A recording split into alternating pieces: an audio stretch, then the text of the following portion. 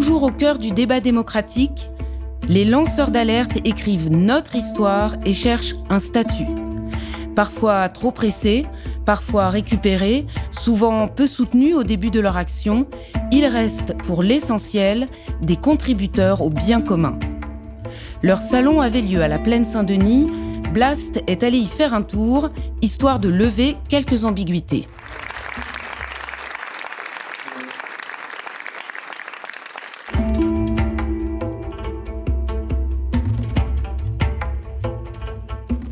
Lancer l'alerte, c'est au fond prendre la parole, intéresser les autres à une question. Ça peut être une simple question parfois. Parfois, c'est une révélation, une découverte de quelque chose qui est vraiment troublant, voire qui est problématique et qui peut mettre en cause un certain nombre de personnes ou d'entités. Les révélations sur des comportements illégaux ou sur des mauvais traitements, etc., des violences. Ça peut être des choses incertaines. On a des doutes scientifiques même. Ça peut être des choses qui se répètent, qui deviennent vraiment problématiques. C'est-à-dire l'inaction, par exemple, climatique. Par exemple. Donc lancer l'alerte, ça peut être répéter qu'on n'a toujours rien fait sur un sujet. Vous voyez, donc ça part dans pleine direction. Et moi, je trouve cette ouverture en soi intéressante. C'est-à-dire qu'il n'y a pas à vouloir finaliser, procéduraliser, fermer la définition. Et je suis, en tant que sociologue et donc créateur de la formule francophone, plutôt content que les gens utilisent le concept. Alors parfois, ça va dans des directions que je n'aurais pas trop anticipées ou qui me déplaisent. Le migrant, qui était entré dans la cathédrale de Nice et qui a tué 3 personnes, c'était un bain de sang. Il était entré illégalement en France en passant par Lampedusa. Nous, ce que nous avons fait à la frontière, c'était alerter sur ce danger. Nous refusons qu'une seule goutte de sang français ou européen ne recoule à cause du couteau d'un terroriste islamiste. Mais voilà, c'est tombé dans le domaine public quelque part. Donc c'est une formule dont s'emparent les gens et c'est intéressant de voir ce qu'ils en font. Le travailleur alerte immédiatement l'employeur s'il estime, de bonne foi, que les produits ou procédés de fabrication utilisés ou mis en œuvre par l'établissement font peser un risque grave sur la santé publique ou l'environnement.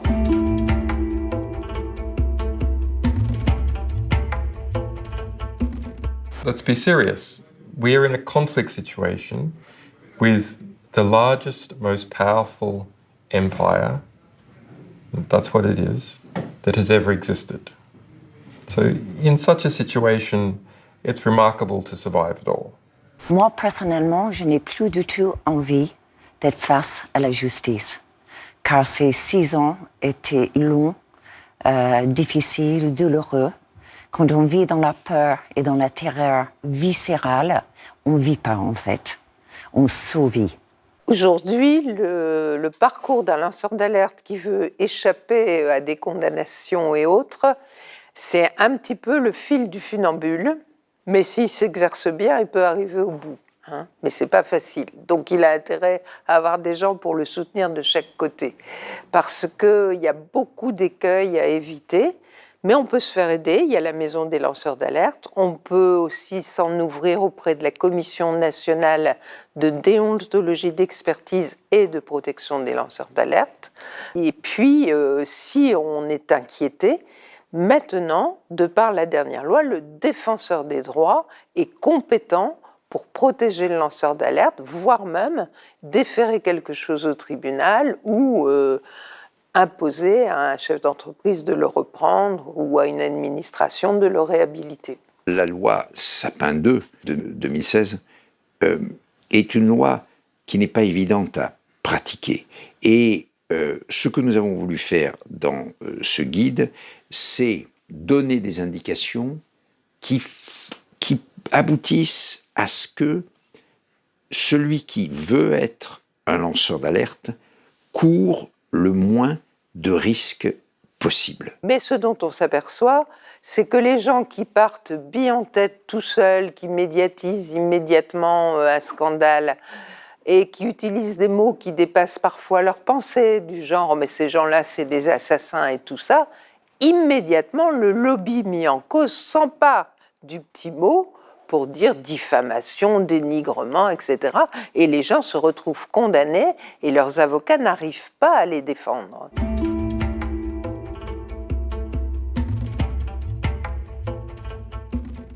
Pour leur mener à bien leur action, on ne met rien en place. Il n'y a pas grand-chose. Simplement, c'est si on leur fait des misères, il y a un arsenal juridique de protection.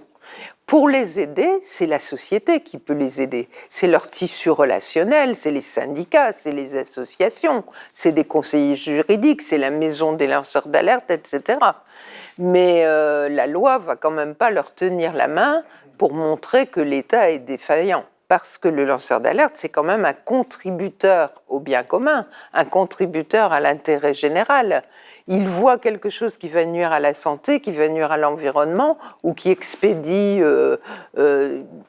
qui permet l'évasion fiscale. Vraiment, il rend service à ses concitoyens en racontant le truc pour que ça s'arrête. Aujourd'hui, il y a un cadre juridique qui est censé protéger les lanceurs d'alerte, mais ce cadre juridique, il faut le mettre en application. Donc, par exemple, ça ne va pas forcément vous éviter de vous retrouver devant un tribunal. C'est juste qu'au tribunal, vous aurez des outils qui, normalement, devraient vous faire acquitter plus facilement et qui devraient vous empêcher, vous éviter d'être licencié pour avoir été lanceur d'alerte. Ça, normalement, c'est plus possible. Après, par exemple, si vous êtes intérimaire, que votre contrat se termine, peut-être que ce sera impossible de retrouver du travail dans le même secteur d'activité. Alors en théorie c'est impossible, c'est interdit, mais sauf que c'est impossible à mettre réellement en œuvre ce genre de disposition. Et donc c'est pour ça que si on a envie de lancer l'alerte, aujourd'hui mon conseil c'est de prendre conseil en amont. Il existe des organisations comme la Maison des lanceurs d'alerte qui met à disposition un guide de l'alerte dans lequel on trouve plein de conseils pour savoir notamment quels sont ses droits, quels risques prendre ou pas. Et il y a aussi des juristes pour accompagner les lanceurs d'alerte pour éviter qu'ils s'exposent inutilement.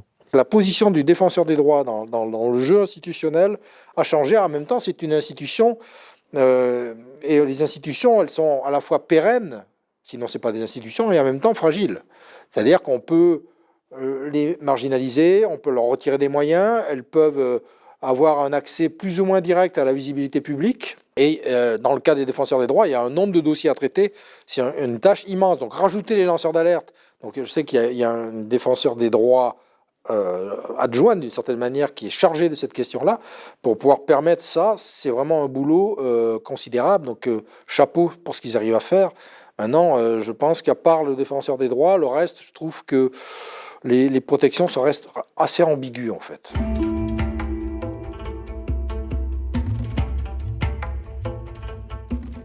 Déclaration des droits de l'homme et des citoyens du 26 août 1789, article 4. La liberté consiste à pouvoir faire tout ce qui ne nuit pas à autrui. Point de suspension. En démocratie, aujourd'hui, il ne peut pas toucher au secret défense. Il ne peut pas toucher à ce qui a trait à la sécurité intérieure. Et ça, c'est un peu dans sa définition à géométrie variable. Il ne peut pas bénéficier d'argent d'un concurrent, par exemple, pour avoir discrédité l'usine dans laquelle il travaille. Il ne peut pas en tirer de profit et il ne peut pas avoir des propos diffamatoires en disant c'est un assassin, c'est ceci, c'est cela. Donc déjà, c'est très bordé. Et puis, catastrophe, il y a une nouvelle loi, c'est la loi secret des affaires, qui est intervenue en 2018. Les affaires ne nous fera pas taire. Le secret des affaires ne nous fera pas taire. La proposition de loi secret des affaires renverse complètement le principe démocratique.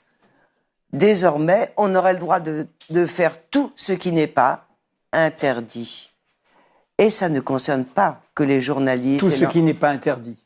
Tout ce qui n'est pas interdit par le secret des affaires. Cette loi secret des affaires, qui a été voulue autant à droite qu'à gauche, mais mise sur le berceau par M. Macron, est quand même une entrave qui a fait protester beaucoup de journalistes. Le droit d'être informé, ça permet évidemment de mieux acheter quand on est consommateur, de mieux voter quand on est citoyen.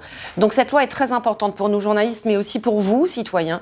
Et c'est la raison pour laquelle il faut vous mobiliser pour nous aider à amender ce texte à ce qu'il ne passe pas en l'état sur le secret des affaires. Récemment, une journaliste s'est trouvée interrogée par la sécurité intérieure simplement pour avoir été mettre son nez dans l'aide de la France à un logiciel utilisé par un dictateur, je ne sais plus exactement. À 6h05 du matin, 9 agents de renseignement et des magistrats qui sont d'ordinaire en charge de la lutte antiterroriste. Vous avez bien entendu, de la lutte antiterroriste. En théorie, leur spécialité, c'est de traquer les auteurs ou potentiels auteurs d'attentats. Ils ont donc débarqué chez moi avec des valises de logiciels informatiques pour aspirer et analyser les données qui se trouvaient sur mes téléphones, mes ordinateurs portables, mes disques durs. Ils ont regardé mes cartes SIM. Ça demande d'être tombé d'accord sur ce qu'on met dans la démocratie. Or, comme vous le savez, c'est un débat sans fin entre philosophes politiques, entre juristes, entre citoyens d'ailleurs, entre groupes politiques. Pour moi, une démocratie, c'est quand les gens prennent en charge leurs affaires et que quand il y a un problème qui les dépasse, ils peuvent s'adresser à des instances qui ont une indépendance de jugement, d'action, et ils ne sont pas complètement vérolés, on va dire, par des pouvoirs qui verrouillent à la fois la parole, l'information, les budgets, etc. Et donc, on est dans une démocratie, on va le dire ça encore, on est encore dans une démocratie, mais elle est abîmée, elle est blessée d'une certaine manière, elle est esquintée. Le lanceur d'alerte va mettre à l'épreuve la démocratie en permanence. D'une certaine manière, un lanceur d'alerte, c'est quelqu'un, quand il devient un lanceur d'alerte, ça Daniel le rappelle de manière, je trouve, très limpide, c'est quand il y a un problème qu'on parle d'eux. Ils étaient près de 200 à Luxembourg venus soutenir les 3 prévenus à l'ouverture du procès en appel du LuxLeaks. Les lanceurs d'alerte, Antoine Deltour et Raphaël Allais, sont accusés d'avoir divulgué avec l'aide du journaliste Édouard Perrin les accords fiscaux passés entre le Luxembourg et plus de 350 entreprises. Parmi les manifestants se trouvaient plusieurs eurodéputés. Quand on est dans ce genre de choses, la démocratie est toujours menacée parce qu'il y a des pouvoirs qui sont toujours mis en cause par l'alerte si elle dépasse justement ce stade du traitement ordinaire. Des pouvoirs qui peuvent être des professions, qui peuvent être des réseaux d'acteurs plus ou moins influents, qui peuvent être des gouvernements, qui peuvent être des industries, bien sûr, des entreprises. Et donc, il y a des intérêts à défendre. Et donc, la question, c'est l'équilibre. Une bonne démocratie, c'est un système politique dans lequel des contre-pouvoirs peuvent émerger, produire un certain nombre de choses, des expressions peuvent circuler librement et les gens sont capables de faire la part des choses parce que le débat public se passe, je dirais, de manière relativement transparente et honnête. Il y a une articulation entre la liberté d'expression et puis la question de la liberté associative. Parce que s'associer pour pouvoir s'exprimer librement, c'est aussi être plus fort. Parce qu'on est à plusieurs. Et donc, on ne porte pas sa voix tout seul, mais on est... voilà. Et ça, on voit bien qu'il y a un problème à partir du moment où on en arrive à attaquer une liberté de défense des droits de l'homme parce qu'elle proteste contre le fait qu'on n'est pas... Même en conflit armé, il y a le droit à la personne à avoir des secours d'urgence. Enfin, donc, a fortiori sur un simple citoyen. Mais voyez, vous avez toute une construction de l'ennemi intérieur, celui qu'on cible, et là maintenant, c'est les écologistes qui sont ciblés, et qui sont, Monsieur Darmanin disait, ce sont des écoterroristes. Alors vous parlez de la Ligue des droits de l'homme, je ne connais pas les subventions données par l'État, mais effectivement je pense que ça mérite d'être regardé dans le cadre des actions qu'ils ont pu mener, mais je rappelle que beaucoup de collectivités locales aussi les financent. C'est-à-dire qu'on emploie tout ce vocabulaire de terroriste pour faire peur à la population et justifier par avance toutes les mesures répressives qui sont prises. Et donc tout ça, c'est extrêmement dangereux en fait pour la démocratie, parce que ça empêche de s'exprimer librement.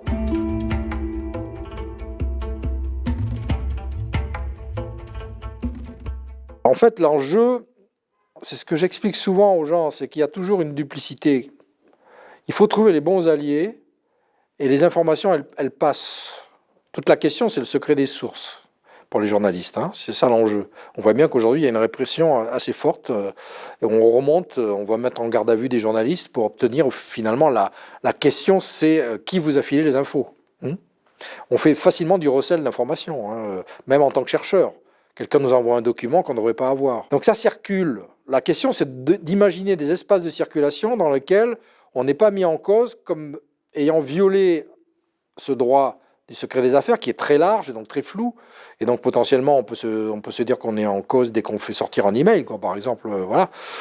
Donc il faut arriver à trouver les bons réseaux. En France, en 2017, on décomptait plus de 4,6 communicants pour un journaliste. Le journalisme perd du terrain sur la communication. Première victime de cette austérité touchant les médias, l'investigation. Plus longue, plus chère, moins rentable. Disclose s'inscrit dans la volonté d'aller à contre-courant de la logique médiatique actuelle, en produisant de l'investigation longue, en équipe, sur plusieurs mois, et ayant un impact sur la société.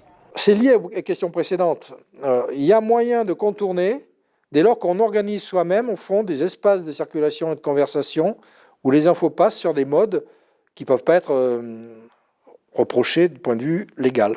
Les poursuites judiciaires, oui, ça n'a pas été un long fleuve tranquille, parce que notamment il y a une forte asymétrie de moyens, c'est-à-dire que moi je suis une personne physique sans trop de moyens même pour me défendre, et en face il y a un énorme cabinet d'audit qui emploie des milliers de salariés à travers le monde, qui fait des milliards de chiffres d'affaires, donc évidemment, et derrière aussi un État, un grand-duché du Luxembourg qui souhaite à tout prix défendre sa poule aux œufs d'or, sa place financière qui lui rapporte tant.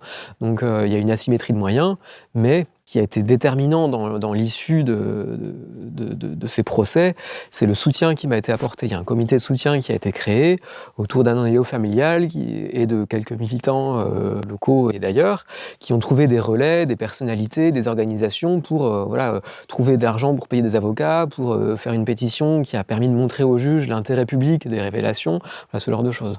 Alors, s'il n'y a pas de réponse par un canal normal auprès duquel on a posé l'alerte, s'il y a du harcèlement du lanceur d'alerte, dans des conditions comme ça, il est tout à fait autorisé à médiatiser sur n'importe quel support, un journal, l'audiovisuel, etc., le message qu'il veut faire passer, le message d'alerte. Donc, on ne peut pas nier que certaines affaires sont sorties grâce aux médias. C'est une journaliste du Figaro qui a aidé Irène Frachon.